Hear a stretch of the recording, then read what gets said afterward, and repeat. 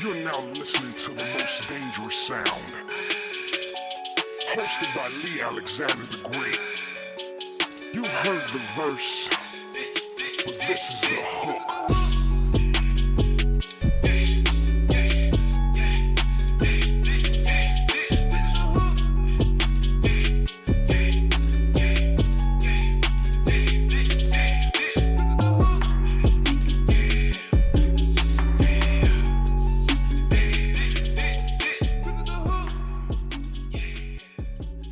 Ladies and gentlemen, boys and girls, it's your boy Lee Alexander the Great.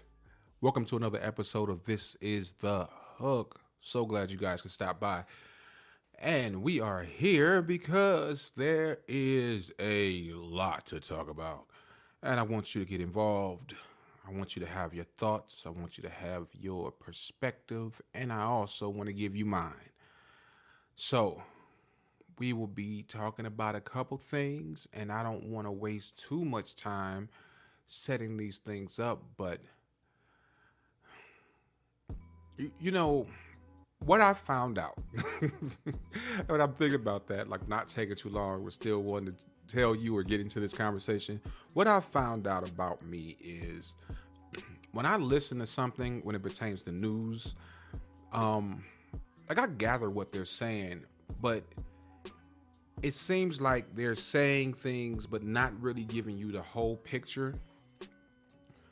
And sometimes I feel like there are hidden things behind the things that are being said a lot of times, which kind of puts me off when it comes down to listening to news. And I normally, minus the podcast, I tend to try to stray away from news only because of it feels like the floodgates are constantly open for negative things. Like it really seems like it's hard to find good news in the news, you know. And if it is good news, it's good news for that person, or it's very good. It's very rarely good news that comes from any news source. And then now I got to deal with bad news, and I got to deal with the fact that you're probably not giving me the whole story. You're probably just giving me what you want me to see. I mean, or what you want me to hear, which kind of turns me off on it. But I mean, it's fine. It's fine. But there has been a lot of things going on over the last couple of weeks. I would say about the last week, maybe 2 weeks. And some of these things you probably heard about, and some of the things you haven't heard about. But, you know, like I said, I'm not going to spend my time telling you about things that I think you may or may not know about. How about we just go ahead and get into our front page news? Ain't getting nowhere else. It's what's going on. With Lee Alexander the Great. Holla at me. Content is key.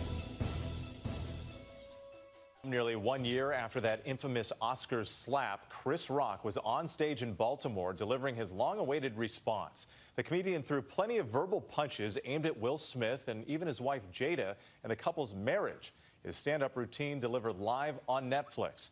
Here's ABC's Ike Ajachi. Will Smith practices selective outrage. The public and the entertainment world still reacting tonight to Chris Rock's stand-up comedy routine, Selective Outrage, where he addresses that infamous Oscar slap from Will Smith almost 1 year ago. You know what people say? They always say, words hurt. Anybody that says words hurt has never been punched in the face. The 58-year-old legendary comedian debuting Netflix's latest streaming feature, live programming. Rock performing in front of a full crowd. Netflix broadcasting the comedian's first full public response since Smith slapped him at last year's Academy Awards. Oh, wow. Wow. After Rock joked about the short hairstyle worn by Smith's wife, Jada Pinkett. The actress says it was a result of the medical condition alopecia, but Rock claims he didn't know that. The comedian touching on several issues like racism, abortion, and wokeness before ending the set about Smith, suggesting Smith's response to his joke about Jada Pinkett was more about problems in their relationship. Now, I knew this was coming. And I think we all knew this was coming. I didn't think it was going to be a year later, but I knew it was coming. There was no way that there was not going to be a comedic response to that physical altercation he dealt with a year ago at the Oscars. And I'm talking about Chris Rock. Selective, what do you call it? Selective, I forgot the name of the damn thing already. Selective aggression, I think, or no, something like that. It actually makes a lot of sense. It makes a lot of sense. It makes a lot of sense that he would come out with a Netflix special and talk about that, because I think that's what people were really waiting for. And it makes sense that he would mention Will Smith in that light after the fact. There were a lot of assumptions about how he took it, but he made it pretty clear how he actually felt. I did see the special. Is it aggressive? Oh, selective outrage. There you go. I couldn't figure out the word. Selective outrage. That is a really good title and a really... If you haven't seen the special, watch the special. Like, it was the idea, that word, his actions as it pertains to Will Smith, those both line up completely. Like, they both line up completely. And that's because I believe that he was dealing with a lot more than just a simple statement that had been made at the Oscars. And that's what Chris Rock talked about also. Even though, you know, Will Smith has made his public apologies and he's tried to heal himself, which I don't know, maybe it was his hand. I don't know what he was trying to heal, but the healing that he needed did not come from the healing that he needed was not in response to his actions at the Oscars. His healing needs to come from the situation that he's in, or at that particular point was in, with his wife. That's something completely different. It's just, it's emasculating. You know what I'm saying? Like, that's not a good look in any sense of the word. And like I said, it's always fun until your girl getting deed down, you know what I mean, by somebody else. You know what I mean? That open relationship crap is for the birds, for real. Either we in it or we ain't. You know what I mean? Be honest with you, but that's their relationship, and it backfired. But the special was good. I liked the special. Chris Rock does not. He doesn't spark the funny giggle bone inside of me, but he does make me listen. I mean, I'll laugh. I mean, it's not like he's not funny, but some people you just enjoy listening to.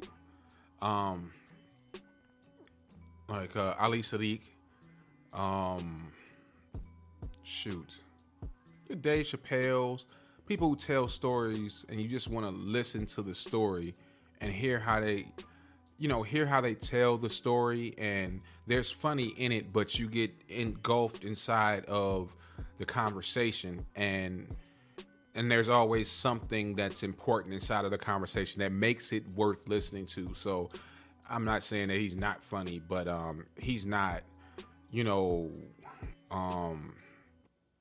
guess he's a different type of funny. He's not like Jim Carrey, movement funny. He's more of a different type of funny to me. But I did enjoy it. I really did enjoy it. Let's see what else I did. You know what I did late recently? No, you don't. As just a side note, I watched I watched Black Adam. All right. Now, I know it's been out for a while. All right. And I intended on watching it because I'm a rock fan. So I was going to watch it, never got a chance to. And then I finally decided to watch it. And I was thoroughly impressed. And I'm not even a DC fan at all. Like, I'm not really. but it was actually a good movie. Like, I really liked the movie. I watched it twice, and that says a lot, because if I don't like a movie, I'm not watching it twice. But a movie I like, I will watch twice, 3 times, or whenever I feel like I just want to see something exciting. I know exactly where to go to, and I like that movie. It could have been. I wish they would. I hope they come out with another one. I would like to see that conversation with Superman go a little further. Try to see how they work that out. That should be interesting.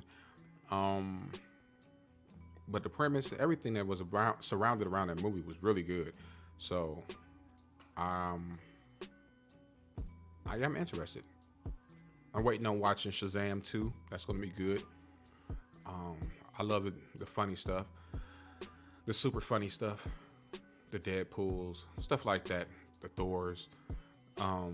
It's funny, but it's still, it's still hero. So that's something else I did. That was just a side note. I like watching movies, of course. But back to this news. Oh, there was once a guy who had a cartoon. He wasn't getting the shine, so he didn't know what to do. I'm trying to make a nursery rhyme about the maker or creator of the comic strip Dilbert. This individual decided that he had to say something. Without further ado, here you go. Dilbert has been fired.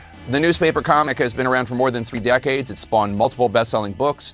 It appeared in thousands of newspapers at its height, with its take on the frustrations of cubicle work life. But today, the syndicate that distributed Dilbert cut all ties with its author, Scott Adams, for blatantly racist remarks. Adams, on his YouTube show, referenced a poll by Rasmussen. That's a pro-Trump media company whose polls do not meet CNN standards. The poll suggested that 53% of black Americans indicated they agree with the statement, "It's okay to be white," leaving the other 47% to say they disagree or they aren't sure. We should note here the significance of that statement, "It's okay to be white." The Anti-Defamation League says that phrase has a long history in the white supremacist movement. So why Rasmussen was polling on it is anyone's guess. But here is some of what Adams said. So if nearly half of all blacks are not okay with white people, according to this poll, not according to me, according to this poll, that's a hate group. The best advice I would give to white people is to get the hell away from black people. All right. I don't need to say anything else. I don't need to expand that conversation. That was a piece of what he said. And there's a lot more to unpack when it comes down to that. Him saying that and what he meant by it and a lot of other things. But, or his initial intention. From what I hear, initially he tried to identify as, or he wanted to identify as a black man. And he has since renounced that concept, decided he wants to be white. And now he's talking straight segregation or separation of race. To me, it sounds like hot takes. You know what I mean? Just saying something because you know it's going to go viral, or you know that you're going to be in the news for it. The only difference now with these hot takes is that if you make these hot takes, you need to understand that there are going to be some things that are going to be taken from you. Like, there are going to be some things that are going to be taken from you. I don't know what it is, but I can guarantee you, if Kanye West was not an example of what could happen if you start slipping, then I don't know who else can be. Oh, this guy could be. He could definitely be an example of what happens when you don't pay attention to what you say, why you say it, and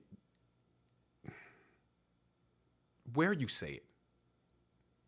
Now, you can have your thoughts and you should be able to express yourself.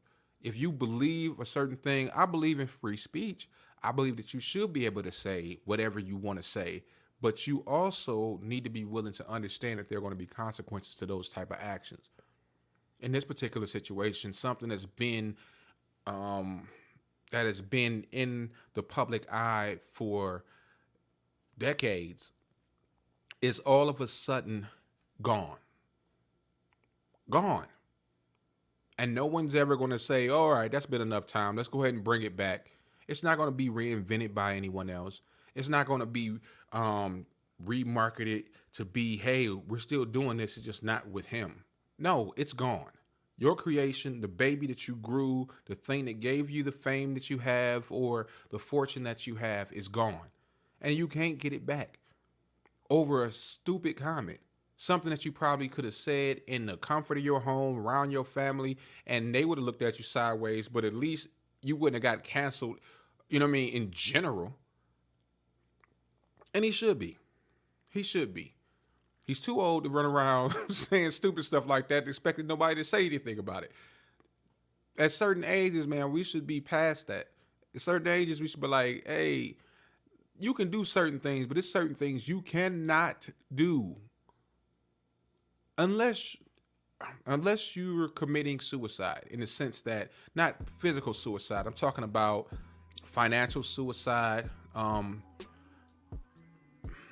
If you want to commit suicide as it pertains to the people around you, because it don't just affect the product that you possess or that you create, it affects the circle of people that were willing to be around you. You think the same people that were around Kanye prior to his DEFCON 3 comment are the same people that are around him right now? I can guarantee you they're not. And why would they be? People have a tendency, acquaintances, even friends, families too, family members too, they're around you when you're doing good, and family and loved ones and people that are close to you and willing to ride the ride out, though, your core crew, they'll be there. But the people that are there and they are attached to you and they're attached to something else and they're creating relationships with these other people, when there's a cancerous piece inside of their environment, they have to remove their hand from it, because they don't want to sever their ties to the other people that are trying to do the good things and are trying to be the right way, or trying to say the right things, or trying to make sure that they don't put themselves in bad positions. You do that, people have to let their hand go. I mean, they have to take their hand from you so that it doesn't infect them and stop them from being effective. So it doesn't infect them and stop them from being effective. So I guess, honestly, sound weird. He got exactly what he deserves. It's just a segregation conversation. And he should have the ability to say that. But like I said, those reactions that come from that action, you can't call what they're going to be or what they should be. So you run the risk anytime you put yourself in that type of environment. Like, you can go into your office and you can start telling a story that you know might be funny, but not necessarily something you should be saying inside of the office.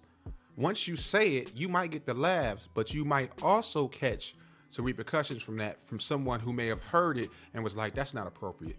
And now you in HR trying to explain the joke again. It's not a good look. Best bet,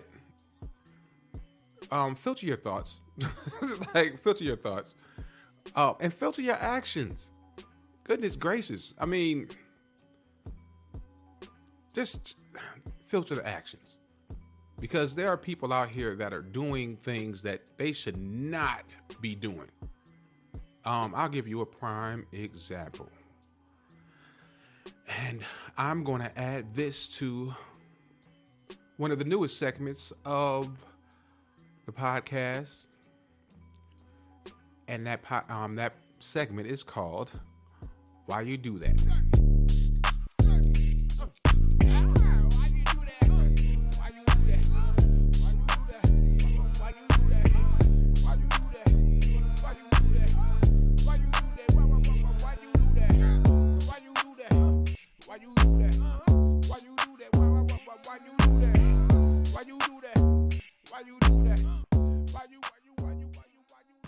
The Memphis Grizzlies have suspended all-star guard Ja Morant for at least 2 games, while the league investigates a video shared on his Instagram Live early Saturday morning. In it, Morant is flashing what appears to be a gun inside a nightclub, holding it to the side of his face. Morant has issued an apology to his family, his teammates, his coaches, and fans, saying he does take full responsibility for his actions. The 23-year-old also says he's going to take some time to get help and learn better methods of dealing with stress.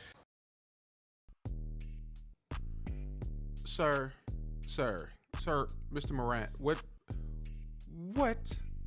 are you doing? Listen, I understand that you're 23 years old.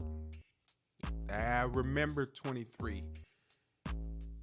I can see something like that happening. But where is your circle, my G? Like, where are your people? How is it possible that you are capable of being a professional basketball player, and not just a professional, a decent basketball player? You work your way all the way up to that height, the highest level of the sport that you're in, to play on a regular basis, and you take that opportunity and squander it, running around with guns, I think he has multiple situations where he's shown guns, had guns in clubs.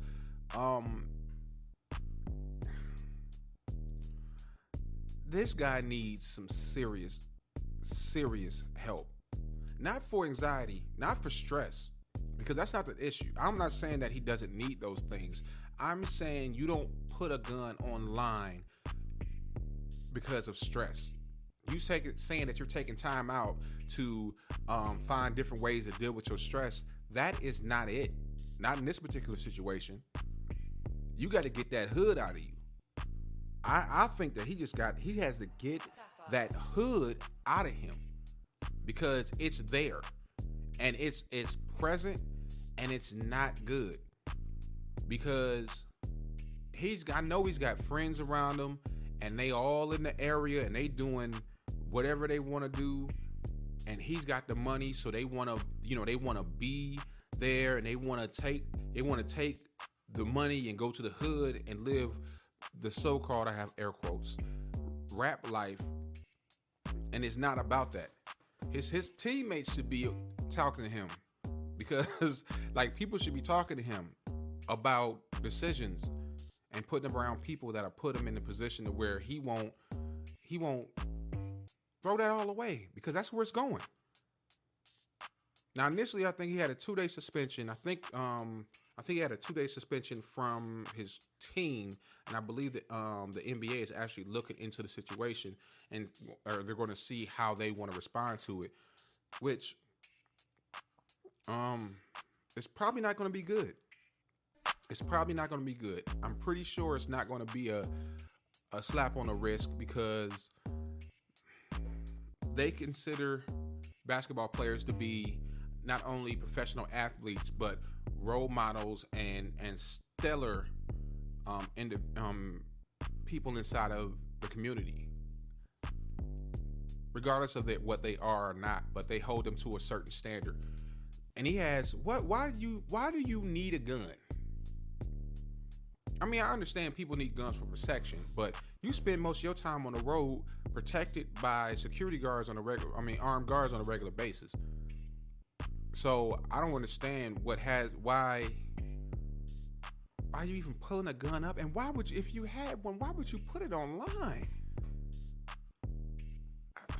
I have so many questions. But it just seems like, I think he is troubled. I think he is troubled. He may be stressed, but I think that he may have an issue with his priorities. And that can happen a lot. Sometimes having a gift doesn't necessarily come with the mindset that it takes to maintain it in the sense that you could play basketball, but a great basketball player who doesn't have a common sense about him because he can play basketball and never really necessarily needed to use common sense, that could put you in a very bad position because money only echoes what you actually are. It expands what you are. So if you was hood and you was a gangster and you got money, now you're just a hood gangster with a whole bunch of money and a whole bunch of ability to do more hood things. And so, like, I think the NFL started doing that, where they started having classes for the freshman class. You know, the individuals that just got in the game, where they tell them about finances and what they can do with their money, and even in the social environments, trying to make sure that they don't put themselves in positions to where they lose all their money because they start messing with people. Because there were a lot of cases where, women was just tricking them out of their money, in the sense that you end up with a sexual assault allegation. I'm not saying that these women aren't telling the truth, but I'm damn sure saying that everybody ain't telling the truth. All right, there's some situations where you got to accept the fact that if you can say that it happened, you can just as well say it may have not happened. And that's something that we have to deal with as a community, because that's something that happens to a lot of people. And when they see money, people are willing to do weird things when they see an opportunity for money. If they don't have money and you have a lot of money, women will get pregnant. They will claim assault. You know what I'm saying? They will claim abuse. Hell, they'll play their part for a long period of time and then cash out like it's a stock. And there's a lot of things to get done. I'm talking specifically as it pertains to people who get these contracts and become professional athletes. And that's what we should have, is something that gives people an opportunity to not only look out for the pitfalls that come with financial, but also social and those type of environments, the things that you should and should not do. Because it's one thing to fine a person every time they do something wrong, but it'd be a completely another thing if you prevented the situation by doing things like giving them the heads up when they first get in the game. And at this point, we have enough examples to where you wouldn't even necessarily have to have a long conversation. You can just start showing pictures, showing net worth before, and then showing pictures of the person after, and showing net worth afterwards. It's just that simple. This person did this. They were good at this. Next slide. This is this person after that. And this is how much they have now. Or this is what they're doing now. The choice is yours. You want to do this? This is what's going to happen. You want to be this person? This is what's going to happen to you. And maybe if we have more conversations, maybe these type of situations wouldn't happen. But ultimately, people are going to do what they want to do. You can't really stop a person from doing that. It's just going to happen. But you can stop it for the most part by making people aware of the consequences that come along with those type of things. But moving right along, I hope the best for him, and I hope everything works out. But it seems like It seems like self-sabotage to me. It seems like you got something, and I say it like this real quick. Some people get so entangled in the process or the procedure that when they accomplish something, they feel like they may, and I'm not saying that this is what he's feeling, but some people, they fall in love with the process. That's how they get where they go. Let's say a basketball player. He loves the process of dribbling drills. He loves doing the suicides. He loves practicing his form. He loves going through the plays and making sure that he does what he's supposed to do. He loves the exercise. He loves all the things about getting there, because in his mind is one goal. I'm going to eventually play for the NBA. Then he gets to the NBA, and that's an accomplishment. And people have a problem with dealing with post-accomplishment. So you can deal with the concept of getting there, and you can deal with the mentality it takes to get there. But once you reach the top of the mountain, some people feel like there's nothing left to do. I'm already there. And I think that's part of the reason some people self-destruct. They get in that area, they are accomplished, or they have the money, or they have the job, or whatever it is. They get to that place, and then as soon as they get to that place, it's very hard to, go back and find your way to the next step. People even do it with age. Like, even when you start to get older, there comes a time where, we used to have the opportunity to where we could be retired and wouldn't have to worry about working. And what people started to notice is that when people had an opportunity to just do nothing at an older age, they tend to fade into the black, so to speak, a lot quicker, because they don't have the motivation to do something to get to another position in life. For instance, my grandfather's 84, I think 85 now, actually. He's 85. And at his age, he's never stopped working. He's never put himself in a position where he didn't have an obligation for the next day or for the next stage of his life, so to speak. And I think there's something inside of that, and the same thing that's inside of that is inside of the mentality of getting to a point in life where you haven't set another type of goal, so that as you move forward, you can do something different. You can become a better version of yourself. Some people see that mountaintop and they stay there. But like I said before, I hope he gets everything together, and I hope he gets a chance to reflect and take his little lumps. And I hope he gets some guidance, some counseling, because that's another thing. When young people get money, you can always tell the individuals who don't have the type of guidance that they should have. And it becomes a problem for them very quickly, because no one's really saying, hey man, if you want to survive, you can't take what you were and put it in. You can't take your old self and put it inside of success. Like, things have to die in order for other things to live. Your past or what you were when you were in certain environments can't exist inside of this environment, because this is a successful environment. And if you're being completely honest, the type of things that he's been doing, that's a loser mentality.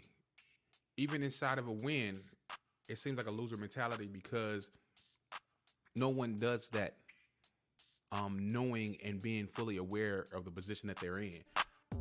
Unless they don't respect the position that they're in. It's the toddler with $100 bill. You give them $100 bill, it's important to you, but to them, it's just something else you can rip up. So, I guess I digress. And hopefully, like I said, hopefully he gets the help he needs, because he definitely does need help. At least somebody to be around him and filter him.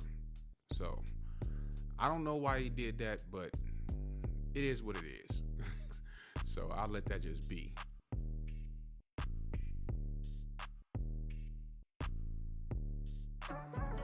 Anyway, I did want to go into a little relationship.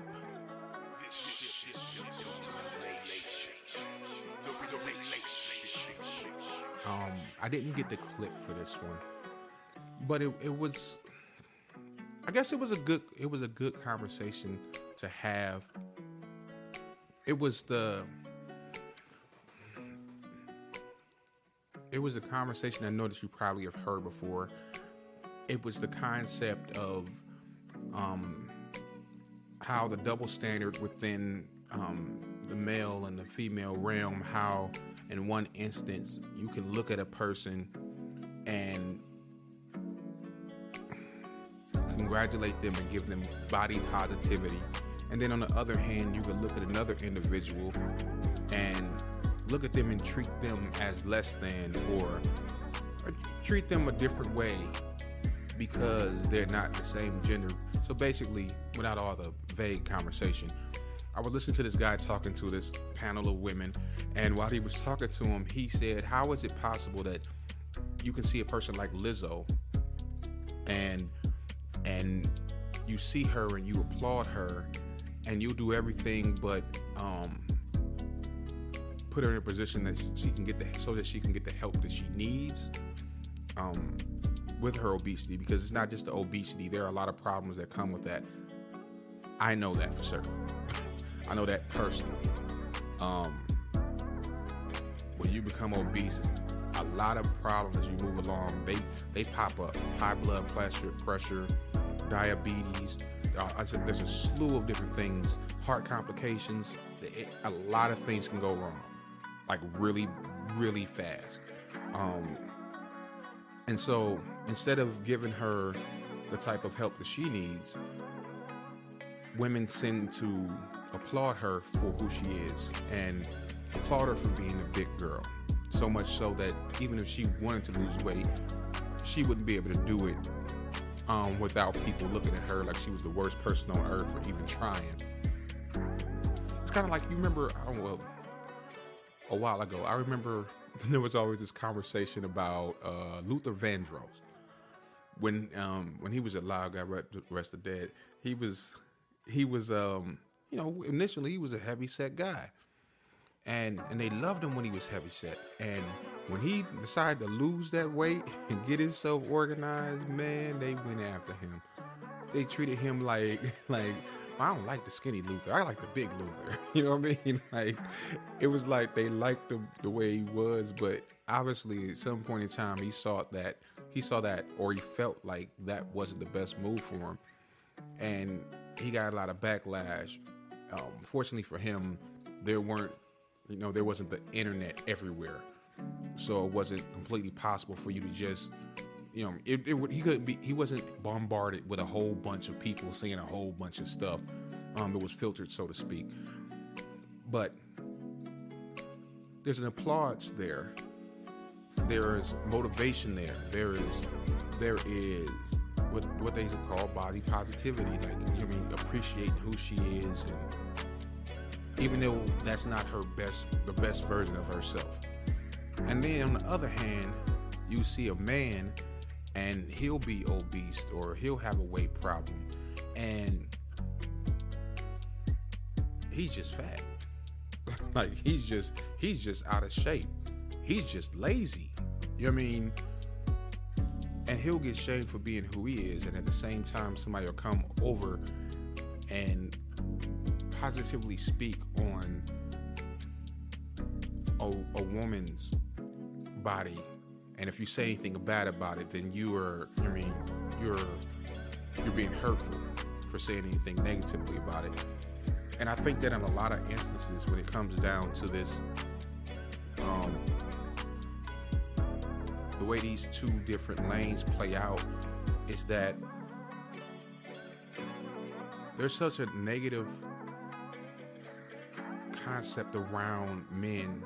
And I think that what I'm seeing right now is that there are a lot of men that are saying things. They are doing what women ask them to do. Why don't you express yourself more? Why don't you say more? Why don't you talk to me? And now that people are talking, men are talking, and they need to talk. I think it's a very big part of mental health, just being able to talk and just have a conversation and do it unapologetically. Being willing to express. What I'm not saying be emotional as it pertains for men, but I do believe understanding your emotions and being able to articulate them correctly does actually help in the long run. And it's a process, and it's something that has to be learned, but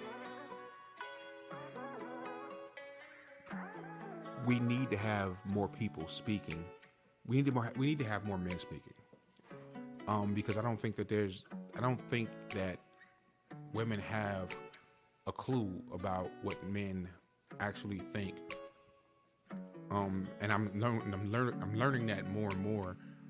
I don't believe that they're completely clueless, but the same way that a man has to listen just to understand what a woman is feeling or what she's going through or the striving or the problems or the situations that she deals with, the same way that a man has to do that, I believe that is something that a woman will have to do also, because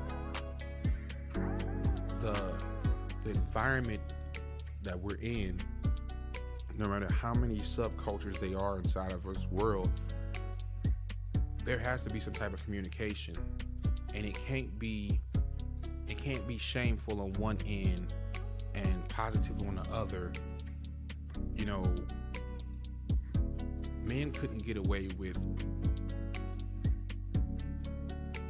clapping and having joyous conversation, and we shouldn't, about men doing things that aren't upright. And on the same end, women should be holding women accountable for the things that they are and the things that they aren't. Because I believe that's the truest form of friendship or camaraderie, when you're capable of saying and seeing something that's wrong and saying that that's wrong. I know who my actual friends are, because if I did something wrong, I know that there would be a response to that. There wouldn't be someone who just said, hey man, that's what you gotta do. There are consequences in the world for the things that we do, but there also should be consequences amongst the people that you're the most comfortable with. I say that to say this. When we're hearing these conversations, and when everybody's online and they're having these man, women, alpha male, beta male, red pill, blue pill, yellow pill, I don't know. When they're having all these conversations, and you go back to your space or you're inside of your echo chamber with your friends and y'all are all having your fun conversations, at some point somebody's gonna have to break off of that conversation and start saying, why would you do that? Why would you put yourself in that position? And why would you put me in that position? Now, I say that to say this. It goes further than just the body shaming and the double standard as it pertains to anything when it comes down to relationships or men and women. It comes down to who you are, what you represent, and what you want to be next to you when you represent what you are. So that's like if a woman comes to another woman and she wants to have a conversation about how she's cheating on her husband and she's, because he's not doing this. And if you can listen to that and it doesn't bother you, then there's not only something wrong with her, there's something wrong with you. Because that's the same way as saying, it's not the same depth. It's not as deep as that, but try to find another example. It doesn't really matter. Good example. The idea is this. People should be holding people accountable, and the standards we have should be standards across the board as it pertains to health, wealth, relationships. It should be that way. It's not, but it was just my thought. And that's a bit of a ramble, or not a rant. I think it's just a ramble, or whatever you want to call it. But I think that's important. I feel like that's important. I feel like the idea of being in a relationship with your, whether it's your significant other or your friends, people you're close with, I think that having accountability with those people and making sure that you don't put somebody in a situation where the person that's getting wrong done, the person that's getting wrong done to them doesn't look at that person that did them wrong and look at the group of people that they're around and think in their head, y'all probably knew about this. It's the worst feeling in the world to look at the friends of somebody, and because they ain't say nothing and they never try to correct it, now they looking at you like, I can't believe you just stood there and watched that happen. And you didn't say nothing to that person, and you didn't even stop them. You was like, you wasn't saying, yo. Like, I would imagine that if I was out and I was doing something wrong with my friends, or like I was with my friends and I was maybe trying to holler at another girl, if I would expect my brother or my friend to say something like, yo, man, get away from there. You know what I'm saying? Like, what are you doing? And that brings up the conversation. Now, ultimately, a person's always going to do what they want to do. But I would at least expect that there would be a conversation. Something that would say, you can do what you want to do. It's that, you know what it is? It's that Ray moment. I don't know if you ever seen the movie Ray, when Ray Charles was in there and he was auditioning for another singer, and you know, he was feeling her little wrist, and his homeboy, his manager, was like, hey man, you got a couple things you gotta do, you gotta go. He see what's happening, he tried to stop him, but the old boy wasn't trying to hear it. But you want friends like that, people who wanted to make sure you keep your family together, make sure you keep your relationships intact. If every time your girlfriend is coming out and y'all going out and she's trying to get you in a situation, or she's, I mean, you know what I'm saying, she's promoting that type of lifestyle, and if you hang around with her, that's not a good look. Nobody needs friends like that. I wouldn't do it. But who am I to talk about that? Just another guy. Anyway, moving right along. I'm going to go ahead and close this out with the moment is in, because I believe that's the area we're in right now.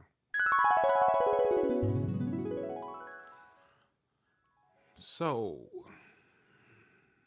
your moment of zen for March 13th, 2023 is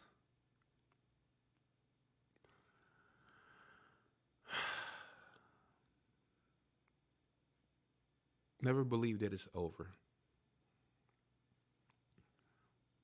Just never believe that it's over.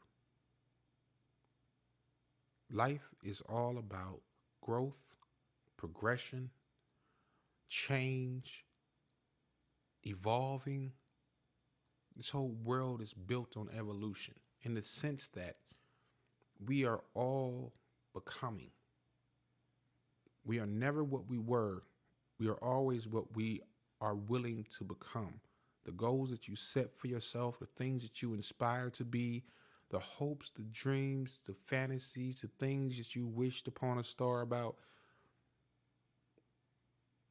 they're literally a step away, in the sense that every step that you take towards it is one step closer than you were before.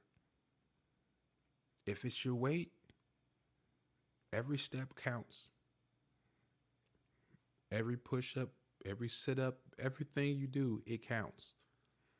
If it's how you treat people, every time you think about things before you say them, every time you take a step towards being calmer and being kinder and being more loving, is a step towards what you want to be. But never believe that it's over. There's always growth. There's always different things to see, different things to believe, different things to become. And the only thing on this earth that don't grow are dead things. So it doesn't matter your age. It doesn't matter the things you want to accomplish. Every step you take towards what you want to accomplish will be accomplished. That's why they say, as a man thinketh, so is he. Because the first thing that happens when you want to become something is you think it. You decide that you want to be it. When you're hungry, the first step is, what do I want to eat? And what is the process to get into that? Take the same concept we all use for eating, and then take that and put it everywhere else. And with that being said, after you've done all you can do, after you've been all the places you think you're possibly capable of going, I want you to remember one thing. I love you.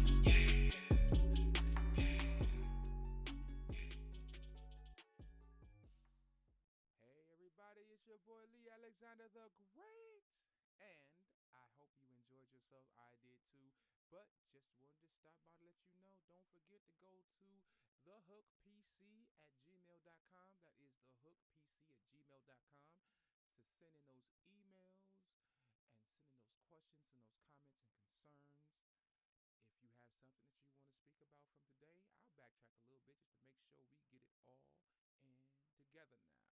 So until then, again, I say be great